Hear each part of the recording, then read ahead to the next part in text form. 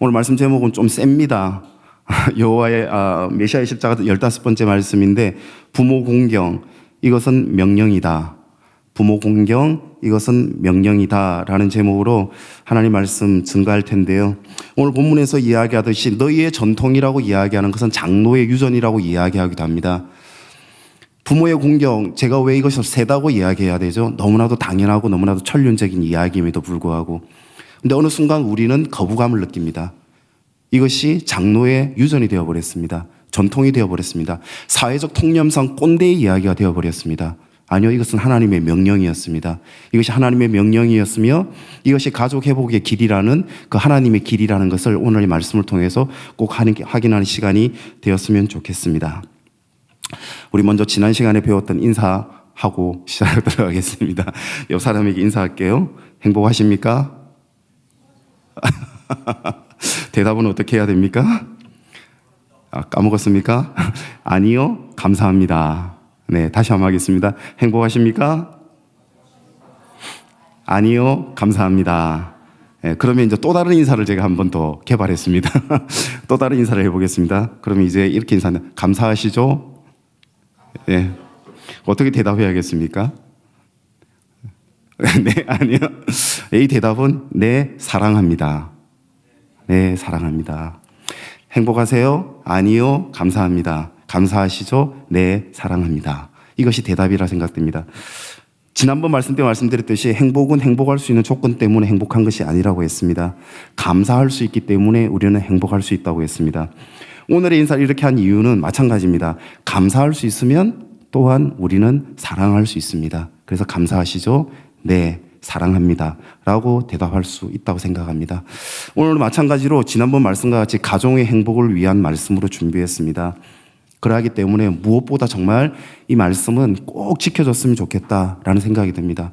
가정 행복 이루어야 됩니다. 가정 행복이 가장 소중합니다. 이런 말이 있습니다. 다정한 말이 바른 말을 이긴다. 다정한 말이 바른 말을 이깁니다. 또 이런 말이 있습니다. 따뜻한 말이 똑똑한 말을 이긴다. 왜 부부싸움 하죠? 너무 바른 말만 하니까. 너무 똑똑한 말만 하니까 싸우지 않습니까? 아니요, 다정한 말이 바른 말을 이깁니다. 그리고 따뜻한 말이 똑똑한 말을 이깁니다. 바른 말보다는 다정한 말을, 똑똑한 말보다는 따뜻한 말을 할 수 있는 그 마음이 성령으로부터 우리에게 올 수 있습니다. 그는 노력과 지식으로서 되지 않습니다. 이 자리 떠나서 우리는 또 그 말을 할 수 있는 능력을 잃어버릴 수도 있습니다. 이 예배 가운데 성령님이 임재하셔서 우리의 마음의 주인이 되어달라라는 마음으로 말씀을 이어가도록 하겠습니다. 다시 말씀드리지만은 가정 축복이 가장 먼저입니다. 가정 행복이 먼저입니다. 그래서 오늘은 두 번째 말씀을 준비했습니다. 가정 행복은 공경입니다. 부모 공경입니다. 내 부모를 공경하라. 가급적이면은 부모님 공경합시다. 이 말도 틀렸습니다. 가급적이면이 아닙니다. 반드시입니다. 반드시 부모를 공경해야 됩니다. 성경에서는 가급적이 아니라 부모를 공경하라는 것은 성경의 명령이다. 엄한 명령이다라고 이야기합니다. 우린 진정으로 부모님을 섬겨야 합니다. 부모님을 섬겨야 합니다. 지금 부모님들 계시지만 많이 외로우시죠? 그놈의 자식들 전화만 하면 끊죠. 바쁘다고 전화를 끊어버리죠. 그놈들 내가 어떻게 키웠는데, 그렇죠? 세상에 거꾸로 가고 있는 겁니다. 그러하기에 성경에서는 가급적이 아니라 명령으로 부모를 공경하라라고 이야기합니다. 지금 이 사회가 무너졌다라고 이야기하고 세상에 거꾸로 간다고 이야기하는데 돌이켜 보십시오. 무엇이 거꾸로 가고 있습니까? 가족이 거꾸로 가고 있습니다. 다른 거 아닙니다. 가족이 바로 서면 되는 겁니다. 이야기 많이 하죠. 핑계 대어야 할 이유 많습니다. 맞벌이를 하기 때문에, 경제적인 이유 때문에 그러하다. 그럼 부모님이 이야기하죠. 그래, 돈이 중요하지. 돈 버는데 바쁜데 뭐하러 오노? 뭐하러 전화하노? 라고 이야기하시겠죠. 그럼 우린 또 자녀 교육 때문에 바쁘다고 또 핑계를 대기도 합니다. 아니면 좀 전에 제가 말씀드렸다시피 사회적 통념상 누가 요즘에는 부모를 섬기느냐, 이미 장로의 유전이 되어버렸습니다.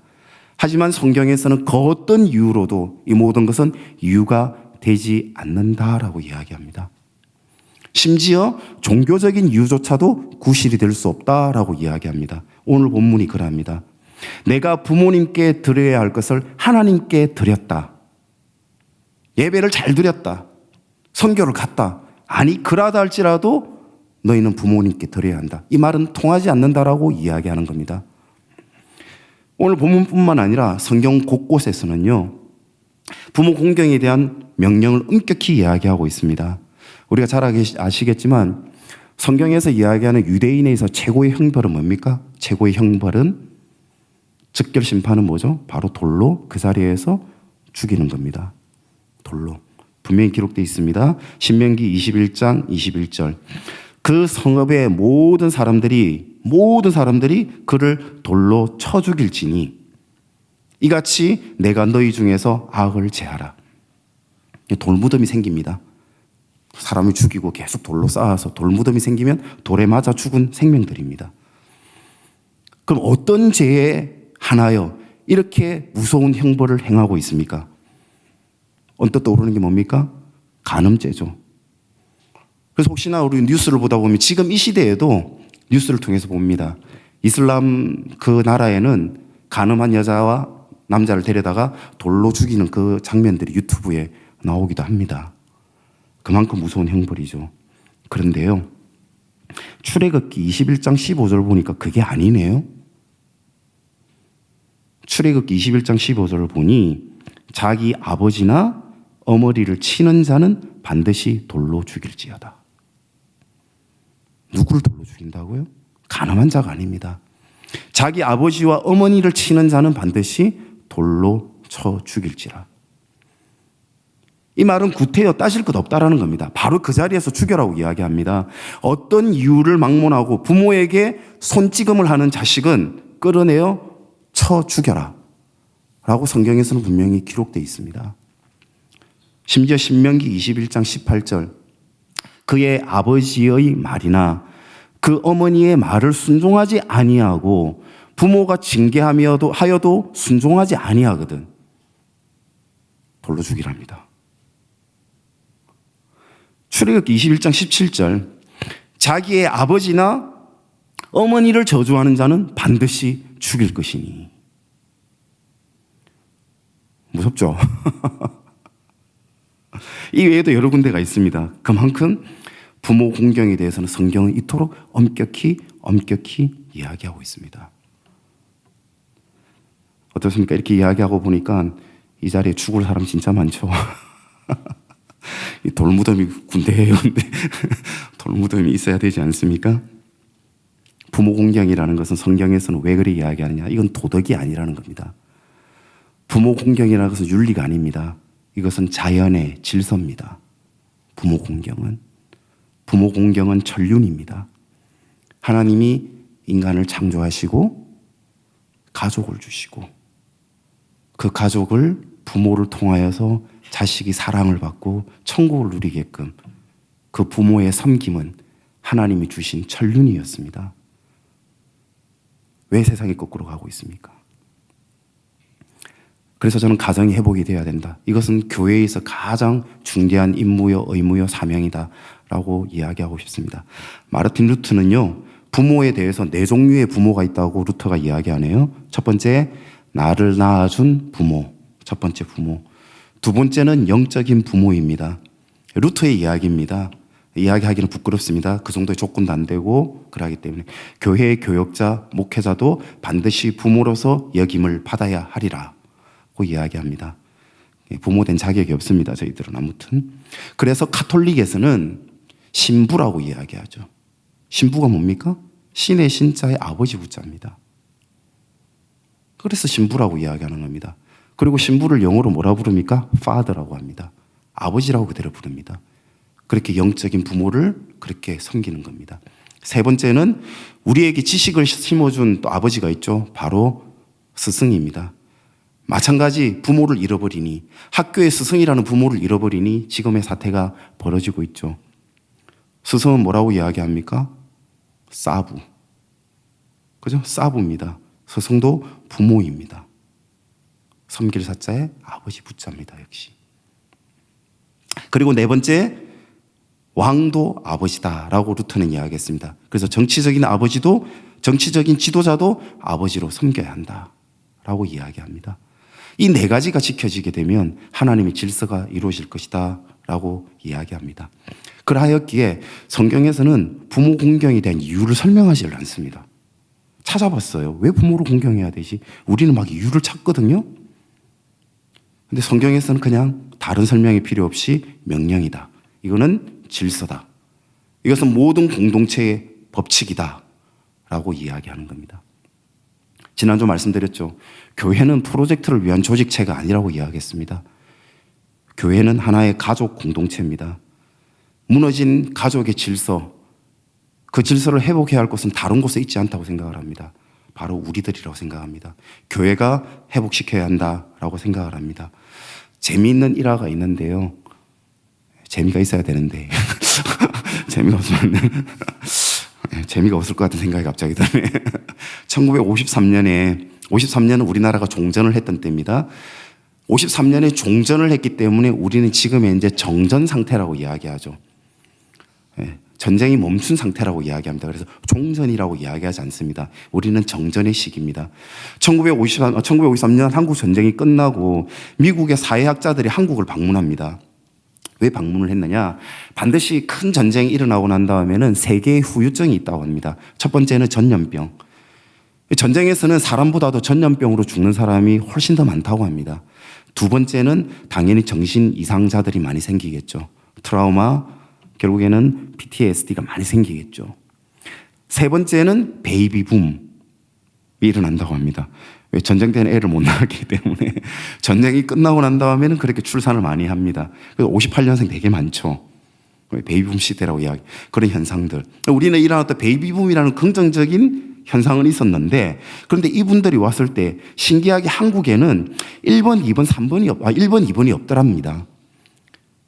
전쟁이 끝이고 난 다음에도 봤는데 정신병자의 발생률이나 그리고 또 아이들이 낳는데, 베이비붐 시대에 아이들이 나는데 보통 기형아들이 많이 난답니다.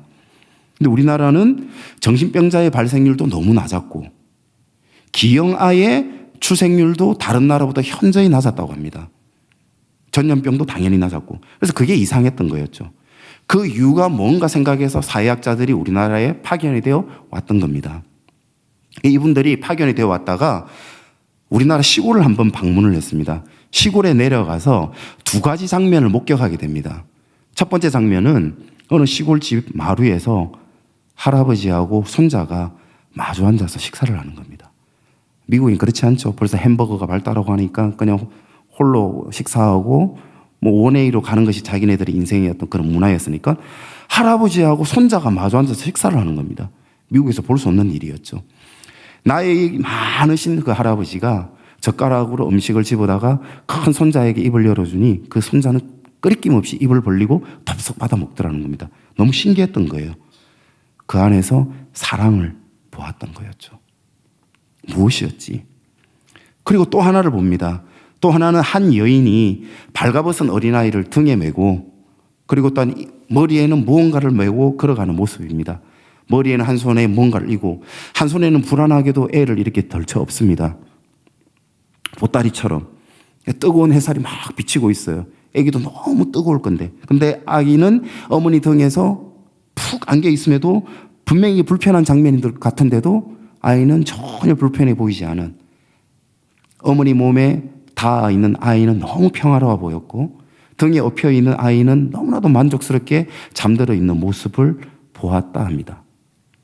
그러고서 이들은 조사할 필요가 없노라 라고 다시 돌아갔다고 합니다. 뭐냐? 한국의 가족이란 무엇인가를 이들은 보았다고 이야기합니다. 한국의 독특한 가족은 무엇이었는가? 재미있었습니까? 사실은 이게 제가 이제 준비한 예화는 아니고 한 유명한 목사님의 예화였어요. 저는 항상 다른 사람 예화를 보면은 사실인지 아닌지를 이렇게 또 제가 공돌이거든요. 공대생이라고 찾아봐요. 이런 논문이 있는 거 찾아보니까 없더라고. 목사님이 지어내신 건가? 아닐 것 같아요. 아주 유명하신 목사님이거든요. 제가 일부러 그분을 언급하지 않습니다. 사실에 근거해야 되니까. 그래서 일부러 다른 조사를 해봤어요. 다른 조사를 해봤는데요. 더 놀라운 사실을 제가 발견을 했어요. 더 놀라운 사실을. 매우 유명한 말이 있습니다. 영국의 유명한 역사학자 아놀드 토인비 아시죠? 아놀드 토인비가 이런 이야기를 합니다. 동양의 아름다운 한국 이게 아니고 토인비가 했던 이야기. 세상에서 가장 아름다운 가족 제도는 한국에 있다. 가장 세상에서 아름다운 가족 제도라는 것이 한국에 있다. 그리고 이어서 이야기합니다. 죽을 때 내가 하나 가져가고 싶은 게 무엇이냐라고 묻는다면 나는 서슴지 않고 한국의 가족 제도를 가져가고 싶다라고 가족 제도에 대해서 토인비도 역시 극찬을 했습니다. 이거 나옵니다. 신문 자료도 많이 나오고요. 한겨레도 나오고 동아일보도 나오고 막 나오더라고요. 1970년 전쟁이 끝나고 불과 17년이 흘렀죠. 한국을 다시 토인비가 방문을 합니다.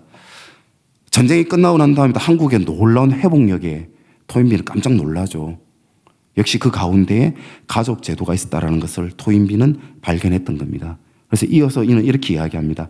한국의 효라는 사상, 가족 제도, 그리고 경로 사상은 인류를 위해서 가장 위대한 사상입니다. 부디 영원히 보존할 뿐 아니라 서양에 왔어도 부디 그런 운동을 해 주시오. 그리하면 나도 적극적으로 그렇게 돕겠습니다. 기사 찾아볼 수 있습니다. 라고 토인비는 이 말을 합니다. 하지만 토인비는 이러고 난 다음에 2년 뒤에 사망을 합니다. 그래서 결국 그 운동은 하지는 못했고 그 약속은 지키지 못했죠. 놀라운 게요. 토인비의 이야기만이 아니었습니다. 다니엘 벤이라고 하는 하버드 대학 사회학 교수입니다. 세계의 가족 제도들 중에서 한국의 가족 제도가 가장 대표적인 건전한 가족 제도라 생각한다. 와그너라고 하는 하버드 대학 교수입니다. 한국의 가족 제도야말로 21세기를 살릴 수 있는 유일한 대안이다. 사무엘 헌팅턴이라는 하버드 역시 교수입니다. 한국의 가족 제도는 동양의 가족 제도 중에서 특히 부부간의 평등 관계에서도 일본과 중국의 가족 제도보다 훨씬 앞서고 합리적으로 조직되어 있다. 물론 이때는 갸우뚱했겠죠. 부부의 평등 등등. 물론 이분들이 보았던 부분은 온전히 못 보았던 부분일 수도 있을 겁니다. 근데 충격적이었을 거예요.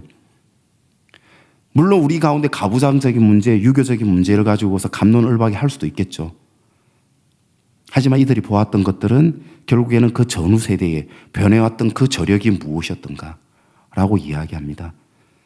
끊임없이 이유를 대고자 한다면, 끊임없이 선과 악을 분류하고자 한다면 판단은 우리에게 있지 않습니다. 판단은 오직 하나님만 합니다. 왜 우리가 서둘러 판단을 해옵니까? 다시 이야기합니다. 부모 공경, 이것은 성경의 명령이었습니다. 지난주에 목사님께서 국뽕에 대해서 언급을 하셨죠. 국뽕이 뭔가 아시죠? 국뽕은 사전적으로 뭐라고 정의하느냐 하면요, 자기 나라에 대한 지나친 환상에 도취되어 자국을 찬양하는 형태, 이걸 국뽕이라고 이야기합니다. 근데 저는 진짜 국뽕을 한다면 바로 이러한 우리나라의 가족제도, 이후에 어떠하든 부모님은 자식을 버리지 않았죠. 아버지가 개망난이었던 어떠하든 어머니는 결국 우리를 건져내었습니다. 아까도 이야기했던 등에 업었던 그 어머니, 어느 누구를 대상으로 하는 것 아닙니다. 모두가 어우러져서 이 민족을 하나님은 지켜내셨다 생각합니다. 그래서 만약에 국뽕을 한다면 저는 정말 우리나라의 가족제도로 국뽕하고 싶다라는 생각이 들더라고요. 왜? 좀 전에 이야기했던 영국 케이지 교수가 한 말, 한국의 가족제도가 세계에 실현될 때 세계는 행복해질 것이다. 이거 이야기 안 했네요. 마지막에 영국 가족학 교수가 이렇게 이야기합니다. 한국의 가족제도가 세계에 실현될 때 세계는 행복해질 것이다. 대단한 이야기 아닙니까? 한국의 가족제도가 세계에 실현될 때 세계는 행복해질 것이다 라고 이야기합니다. 그 가운데에 반드시 지켜져야 할 것, 저는 부모의 공경이다 라고 이야기하는 겁니다. 부모의 공경. 한자 공부 하나만 더 하고 말씀 이어갈게요. 오늘 한자 그래봐야 3개밖에 안 했습니다. 사부, 신부라고밖에 이야기 안 했습니다. 생명, 제가 이야기했습니다. 생명이라는 한자, 생자는 뭡니까? 살생이죠. 살생. 그리고 명은 뭡니까? 명령할 명. 생명은 결국 무엇을 의미합니까? 생명은 존재가 아닙니다. 물론 우리는 지금 현재 존재하고 있는, 지금 이 순간 존재하고 있는 생명을 가지고 있는 존재이긴 합니다. 물론 뭐 지금은 아니지만 여러분들도 사춘기 때 그랬겠지만 그런 생각 해봤죠. 지금 내가 왜 존재하지? 그런 생각 문득 해본 적 없습니까? 내가 왜 지금 이 세상에 없지 않고 있지? 신비롭지 않습니까? 나는 우리 아이들에게 이야기합니다. 얘들아, 너는 지금 이 자리에 앉아있다는 거 그 신비로운 것 없어. 그 신비로움은 어떤 존엄과 어떤 존경을 넘어서는 것들이야. 그만큼 자존감, 그 이상의 자존감은 없습니다. 그 신비로움. 나는 왜 없지 않고 있지? 여러분은 왜 없지 않고 지금 이 자리에 앉아 계시죠? 하지만 문득 내가 이 자리에 앉아 있다는 게 낯설게 느껴진 적 없나요? 나는 참 낯설었어요. 이유를 모르니까 너무 낯설었어요. 초대받지 않은 자리에 갔을 때 여러분 너무 낯설지 않던가요? 이유를 모르고 그 자리에 앉았기 때문에 우린 낯선 거죠. 맞아요. 인생은 너무 낯설어요.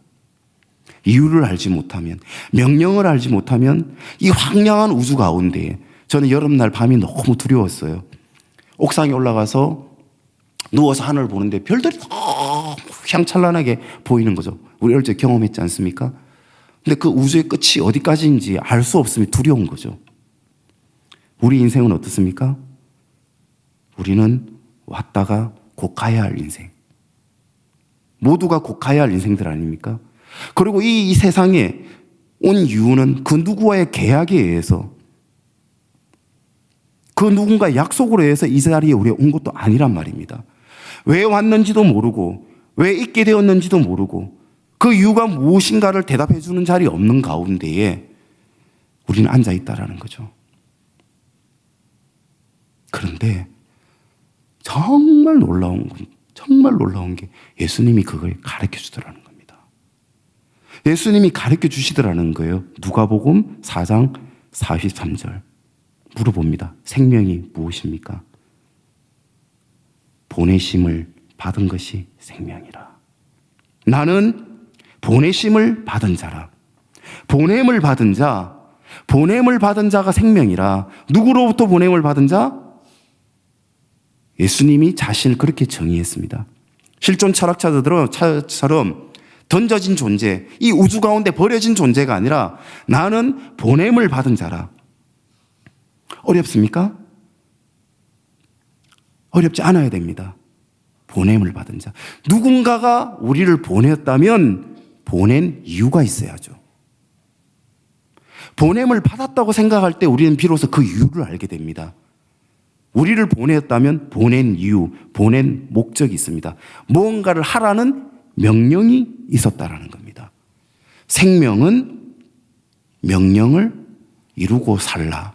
그것이 생명입니다. 명령을 잃어버리면 생에 불과합니다.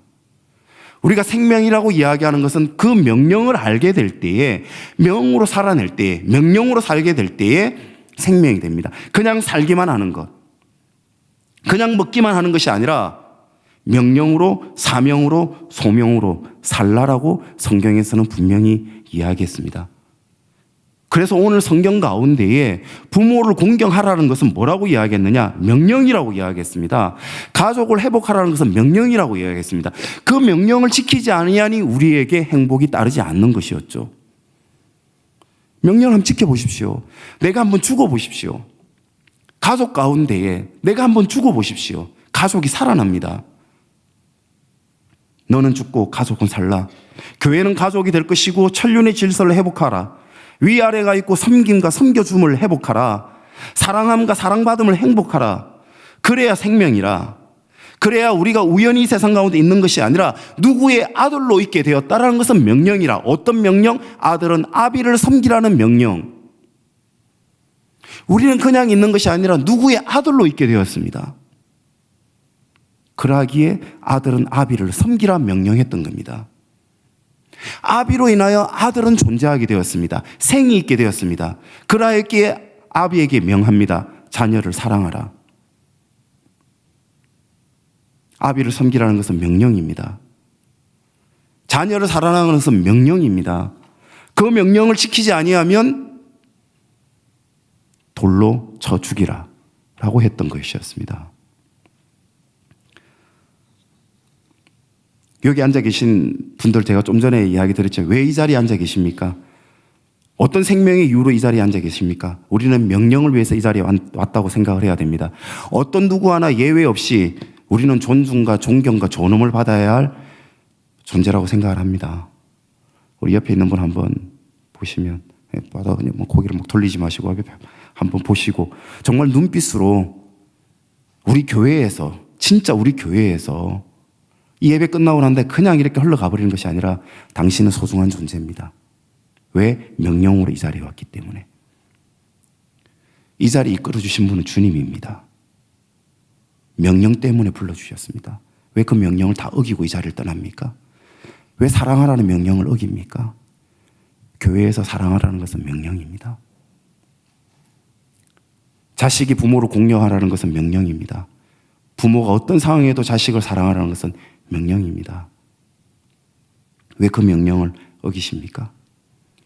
왜 교회에 와서 내가 저 사람에게 얻을 게 무언가를 왜 생각하십니까? 교회에 와서 왜 사업을 하십니까? 교회에 와서 우리가 행해야 할 것은 명령입니다. 저 사람을 통해서 무엇을 얻어낼 수 있을까가 아니라 저 사람을 위해서 내가 어떤 명령을 수행해야 할까를 고민해야 하는 곳이 교회입니다. 그리해야 내가 다른 이를 위한 축복의 선물이 되고 다른 이를 위한 행복의 선물이 됩니다. 그것이 우리가 이 자리에 초대받은 이유입니다. 그리해야 우리 인생이 낯설지 않습니다. 그래야 어느 날 문득 우리에게 죽음이 닥쳐왔을 때에 생을 마감해야 할 때에 우리에겐 이런 기억이 남아야 됩니다. 여기에 있는 우리 모두들이 함께 했음에 행복했노라.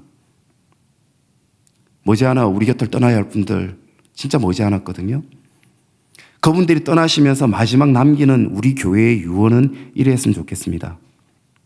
나는 홍대 세교회 가족들과 함께 있어서 정말 행복했노라. 그런 교회를 만드는 것이 우리 교회를 세워주신 하나님의 명령이라고 생각합니다. 부모를 공경합시다. 하나님의 명령입니다. 우리 다 같이 일어나서 행복이라는 찬양하도록 하겠습니다.